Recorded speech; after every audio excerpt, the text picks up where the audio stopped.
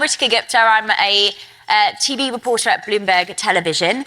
And I'm very excited for this discussion today. We'll be talking about committing to net zero, how we can make buildings more sustainable, how we can get cost efficiencies, how we can harness technology in order to do so. And I've no one better to have that discussion with than the CEO and chairman of Johnson Controls, George Oliver. So I will hand it over to you to say a few words. Well, it's exciting to be here with you, Ritika, and for all of you, it's great to be part of the forum. Obviously, this is core to what we do in Johnson Controls. What I thought I'd do is just tell you a little bit about Johnson Controls, and then we can get into our discussion. You know, Johnson Controls, when you look at what we do, we're a smart building technology and services provider, and our focus is for our customers delivering what we would call, smart, safe, smart, healthy, sustainable buildings and infrastructure. And I think that's what our people every day get up and do and focus on with our customers. A little bit about our heritage, because I think it's an interesting story, is our founder, Warren Johnson, was a professor in college, and one of the problems that he was working to solve was the temperature changes within classrooms. And so he ultimately founded Johnson Controls. It goes back almost 140 years ago with the thermostat. And so you can imagine over the 140 years that we've been in existence, our teams have focused on how do we continue to advance our technologies, capabilities, to not only create comfort within buildings, make them healthier, make them more sustainable, energy efficient. And that's really been the focus over the last number of decades. And we have, Ritika, we have about 100,000 plus people across the globe that really do have a passion for what we do and ultimately how we do it with our customers. And, net zero right now is really core to that. So let's dive right in and pick it up from there. Just in terms of setting the stage for our audience here, can you talk to us about why now? You mentioned it's so critical now, that race to sustainability, net zero. Why now? Yeah, I mean, why now? I think for all of you wouldn't be here today if it weren't for the commitment to getting to net zero.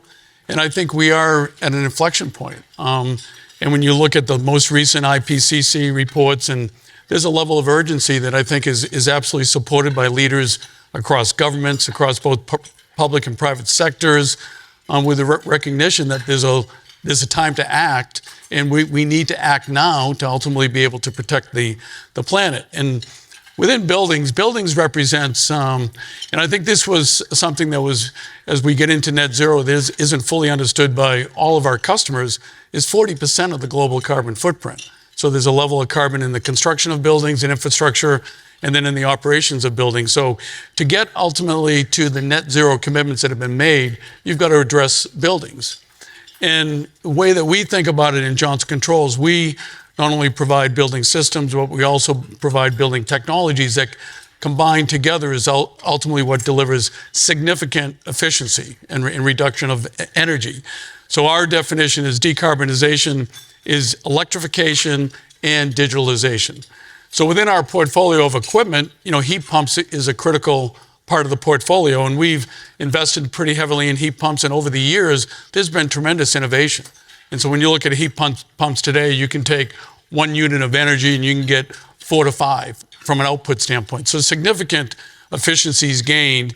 And so when you look at the current as-built environment, just upgrading the current environment, significant opportunity to be able to reduce energy. And then you combine that with buildings historically have been multiple systems operating separate and apart. And it's been one of the lagging industries to embrace digitalization.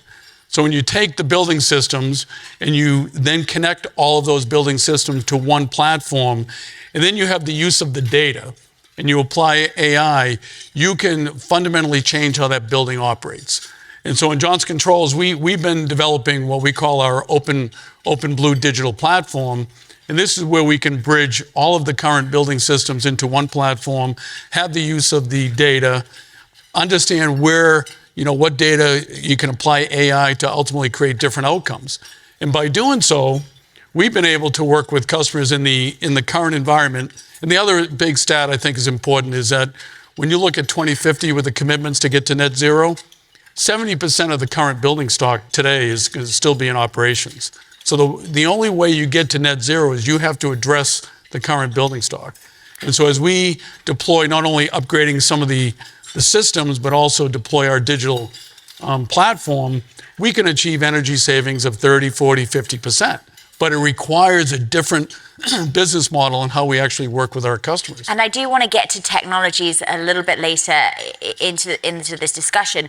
But one thing that I think is key as we're talking about meeting those Paris Agreement goals is working the collaboration with partners and suppliers. So how do you at Johnson Controls work with your suppliers to achieve those goals as we have this race to net zero? Yeah, I mean, I think when you look at any industry, and even across industries, you got to understand what the carbon footprint is, right from, in our case, the material that goes into our product, but then as important, how our product is actually utilized by our customer.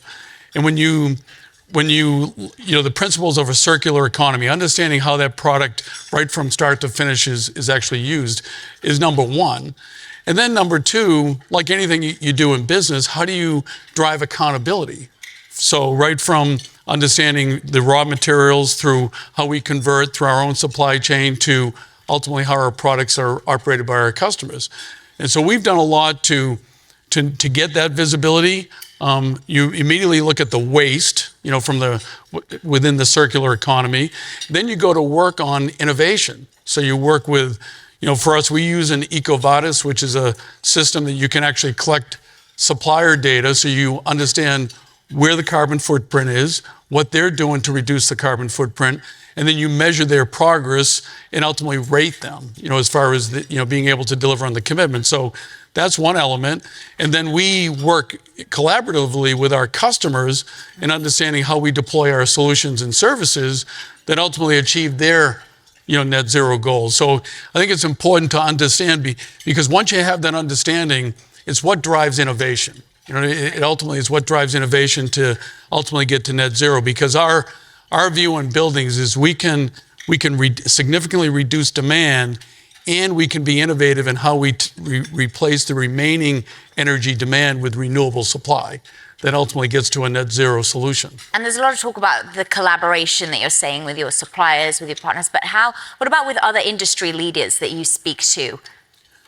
So I think it's important, on my own journey, as we've been leading not only the opportunity to lead Johnson Controls, but really take the opportunity to lead in a much bigger way the whole industry, and then across industry, the world. I have become very active in some groups of organizations that we believe, not only from a thought leadership standpoint, but then from a commitment and execution, you can actually achieve a lot more together than individually. And so as I have been participating, not only getting everyone to understand what's possible within buildings, participating like with the Sustainable Markets Initiative, where that's an initiative that's being led by His Royal Highness, and he led that to build these industry groups, task force. And so I took the opportunity to lead the Buildings Task Force, where we take leaders within buildings globally, and these are represented by CEOs, where then we work together in understanding what is the role of technology, what is the role of partnerships, what's the role of incentives that ultimately get us aligned to being able to achieve what's possible in buildings. That's one example. In the business roundtable, and then within that group, we've worked like with governments. We've worked with the EU on the climate and energy policy, on the Fit for 55, on the Green Deal. And when we say we work with them, we educate and make it understood what is possible within the buildings. And in terms of working, the private sector working with governments, how can the private sector accelerate a lot of the policy change? So what you'll find is that a lot of the industry participants have made commitments to get to net zero themselves. So part of this is not only what we're doing as individual companies, but now what we're doing, working together and ultimately helping our customers achieve their goals. And so this is, like, for instance, within our company, 75% of our R&D, if we spend roughly about $700 million a year on engineering and R&D, 75% of our R&D is actually being put towards sustainability, more sustainable products and solutions, reducing carbon.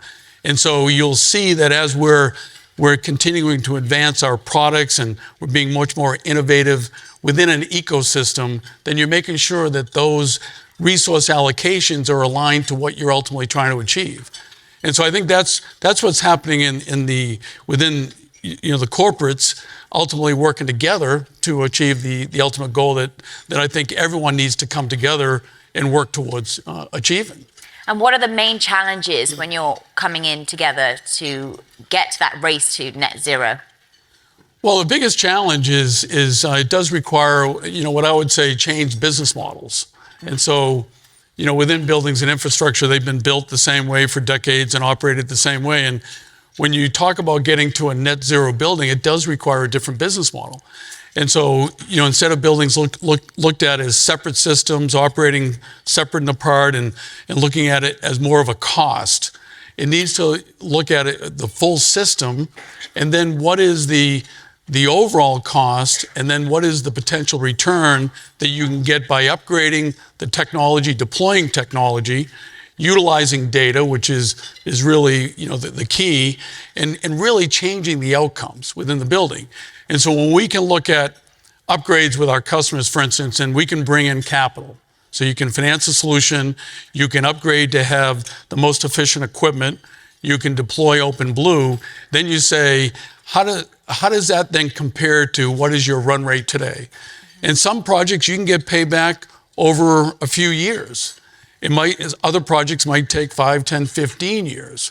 But we can actually do that financing so that you're ultimately, it's not a cost, you're actually creating a return that at the end of the day, you're going to have a sustainable building that is going to be operating, when you project going forward, not significantly more than what you're operating at today. And that's a big change in the industry. So it's getting the industry to understand and getting customers, because it does require customers changing how they allocate their capital, whether it's investment or CapEx or whether it's OpEx. What I'm talking about is we can actually create solutions that become OpEx and replace a lot of the capital they would have had to incur in the more traditional approach to how they upgrade their buildings.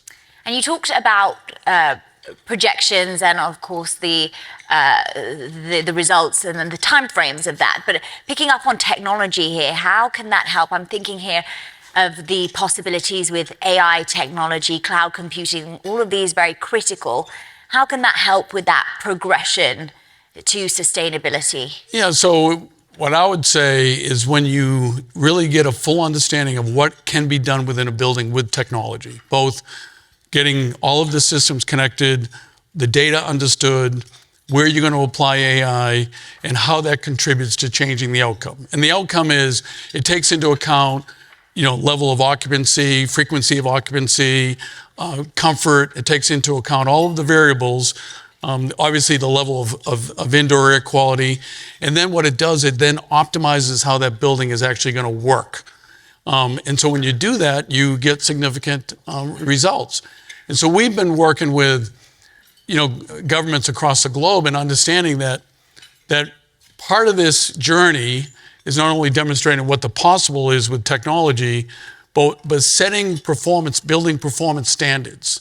Like we participated in the EU with the building performance standards that were implemented there, as well as the energy efficiency standards. And when you set the standards, you're forcing the customer or the industry to embrace the technology, because it's the only means to the end. It's the only means of getting to net zero. And so once you demonstrate that, then you establish policy to deploy that, is where you start to get real traction in the ability to make a difference within the industry. And I think we're doing a lot more of that. And it's clear when we do these full deployments of technology, what a significant step up of the outputs that we can actually achieve. And imagine the future, 10 years from now. What do you envision that buildings will look like in regards to sustainability? Well, I think, I would say you're going to see an environment that is totally digital. So, buildings have lagged many other industries around digitalization. They tend to be less smart, they tend to be less connected, and therefore not as efficient. So now in the future world, it's all going to be connected. It's all going to be the use of data, and you will have autonomous buildings. You will actually have buildings that are going to be smart. They're going to understand all of the activity within the building, all of the key inputs that need to be understood to ultimately get to outputs that are going to be critical to achieving net zero. And I think I don't think it's too far into the distant future, because I think we're beginning to recognize that with the commitments that have been made and the urgency of getting to what we're all committing to do, to be able to get to net zero, it's going to be a must. It's going to be a must. And what are the opportunities that you're seeing right here, right now at Johnson Controls? Well, I mean, in the work that we're doing, you take the way that we worked with customers. So, we have multiple building systems, HVAC, fire, security. We have the digital platform with OpenBlue. And historically, the business has been run with separate systems. And so we're getting a much higher demand for full solutions. We put together a sustainable buildings business, which does that, meaning, okay, how do we elevate how we work strategically with all of our key customers, and then with those customers define what is possible. We understand their footprint. We understand how they're operating today, and then we propose what a solution could be and how we can achieve their objectives, not only from a cost standpoint, but also being able to achieve their sustainability goals. And so this year, we're about 27 billion in revenues, and we have a lot of solution-based businesses within the portfolio, but that business alone, we're over $1 billion secured. And then when you look at the pipeline, we're working on over $7 billion of projects today that are ultimately being demanded by, big enterprise customers that now understand what it takes to get to their net zero commitments. And they need to be working with partners, the companies that bring the expertise in how we do it differently than what we've done in the past. And that's ultimately what Johnson Controls is doing. Well, on that note, because we are running out of time, but I feel like we could have talked about this for a whole lot longer, but I want to say thank you very much. George Oliver there, the CEO and Chairman of Johnson Controls.